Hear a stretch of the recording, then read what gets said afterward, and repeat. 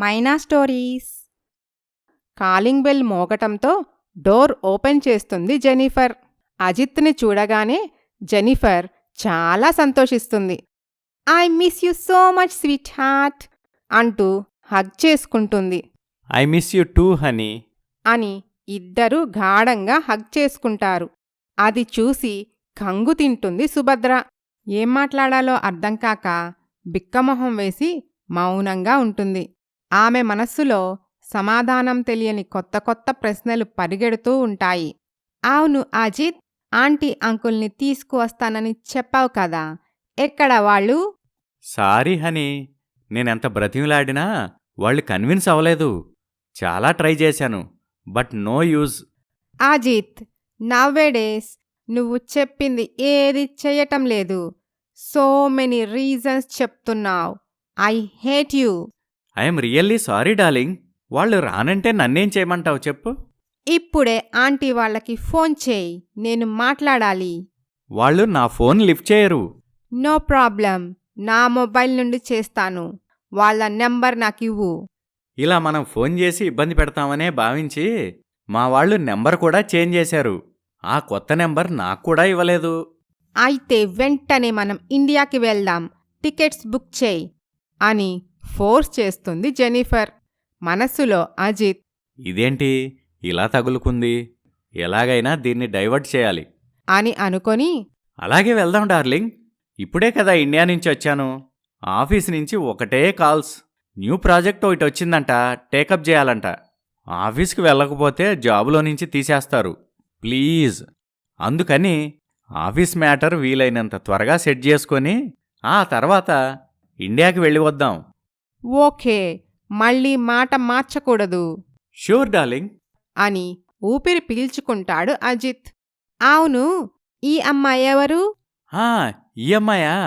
నువ్వు చెప్పావు కదా, ఇండియా నుంచి వచ్చేటప్పుడు మన ఇంట్లో పనిచేయటానికి ఓ పని మనిషిని తీసుకురామన్నావు కదా. ఓ ఓకే. ఆ మాట విని సుభద్ర గుండెల్లో పిడుగుపడినట్లవుతుంది. తన మనసు ఏదో కీడు శంకిస్తూ ఉంటుంది. దుఃఖం పొంగుకొస్తూ ఉంటుంది. హలో, నువ్వు చాలా బ్యూటిఫుల్గా ఉన్నావు. What is your name? Subhadra. Nice name. నాకు ఇండియన్ డిషెస్ అంటే చాలా చాలా ఇష్టం. ఈవినింగ్ నేను ఆఫీస్ నుండి వచ్చేసరికి కుక్ చేసి పెట్టు, ఓకేనా?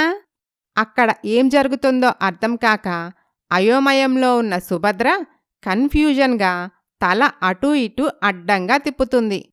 ఓకే డియర్, నేను ఆఫీస్కి వెళ్తున్నాను.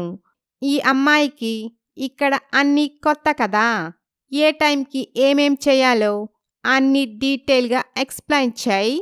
అలాగే డార్లింగ్. ఓకే బాయ్ అని జెన్నిఫర్ ఆఫీస్కి వెళ్ళిపోతుంది. అజిత్ సుభద్రని లోపలికి తీసుకువెళ్ళి ఇల్లు మొత్తం తిప్పి చూపిస్తూ ఉంటాడు. మనస్సులో సుభద్ర, ఏంటియనా ఏమీ ఎరగనట్టు మామూలుగా ఉన్నాడు, అసలు నా ఎమోషన్ పట్టించుకోడా? ఆ జెన్నిఫర్ గురించి నాకు చాలా చాలా అనుమానాలు మొదలవుతాయని ఆయనకి తెలుసు. అయినా కూడా అసలు దాని గురించే మాట్లాడటం లేదు అని ఆలోచిస్తూ ఉంటుంది. సుభద్ర, ఇల్లు నచ్చిందా? సుభద్ర ఏమీ పట్టించుకోకుండా వాళ్ళిద్దరి మధ్య రిలేషన్ ఏమై ఉంటుందా అని తీవ్రంగా ఆలోచిస్తూ ఉంటుంది. అది గమనించిన అజిత్, సుభద్ర, నిన్నే. ఏం ఆలోచిస్తున్నావు? ఏం లేదండి. నువ్వేం ఆలోచిస్తున్నావో నాకు తెలుసు. మా ఇద్దరి రిలేషన్షిప్ గురించే కదా. సుభద్ర అవునని కాని కాదని కాని ఏమీ చెప్పదు. అందరిలాగే నువ్వు కూడా నన్ను తప్పుగా అర్థం చేసుకుంటున్నావు కదూ? అయ్యో, అదేం లేదండి. అవునంటే నేనెక్కడ ఫీల్ అవుతానోనని నువ్వు అలా అంటున్నావు. నాకు తెలుసులే. నువ్వు అనుమానపడుతున్నట్టు మా మధ్య ఎటువంటి చెడ్డ సంబంధం లేదు సుభద్ర. అయితే ఆవిడ మిమ్మల్ని హస్బెండ్లా ఎందుకు పిలుస్తుంది? మీతో భార్యలా ప్రవర్తిస్తుంది కదండి. మీరు కూడా ఆవిడ్ని అలాగే చూస్తున్నారు. నిజమే, కానీ అది కంటికి కనిపించే నిజంలాంటి అబద్ధం. మీరేమంటున్నారో నాకేం అర్థం కాలేదు. జెన్నిఫర్ భర్త కూడా భారతీయుడే. ఎంతో ఇష్టపడి ఇద్దరూ లవ్ మ్యారేజ్ చేసుకున్నారు. అతను నేను బెస్ట్ ఫ్రెండ్స్. పై పోర్షన్లో వాళ్ళు, కింద పోర్షన్లో నేను ఉండేవాళ్ళం. అయితే అనుకోకుండా ఒకరోజు యాక్సిడెంట్లో జెన్నిఫర్ కళ్ల ముందే ఆమె హస్బెండ్ చనిపోవటంతో ఆమె గతం మర్చిపోయింది. నన్నే తన హస్బెండ్ అనుకుంటుంది. డాక్టర్స్ చెప్పినట్టు తన ప్రాణాలు కాపాడటం కోసం నేను కూడా అలాగే నటిస్తున్నాను. తనకి నేను తప్ప ఎవ్వరూ లేరు. అయ్యో పాపం. అవును సుభద్ర, అందుకని కొద్ది రోజులు నువ్వు కూడా ఈ ఇంటి పని మనిషిలా నటించు. తనకి నిజం చెప్పకు. అలాగేనండి. ఇంకో మాట, ఈ ఫారిన్ వాళ్ళు ఇండివిజువాలిటీని, ప్రైవసీని కోరుకుంటారు. దాన్ని ఎవరైనా డిస్టర్బ్ చేస్తే అస్సలు ఊరుకోరు. కాబట్టి ఎట్టి పరిస్థితుల్లోనూ నువ్వు మేడపై ఉన్న తన పర్సనల్ రూములోకి వెళ్లకు అని అజిత్ ఫ్యూచర్లో కూడా తనకి ఎటువంటి సమస్య రాకుండా తెలివిగా ముందే చెక్ పెడతాడు. అలాగేనండి.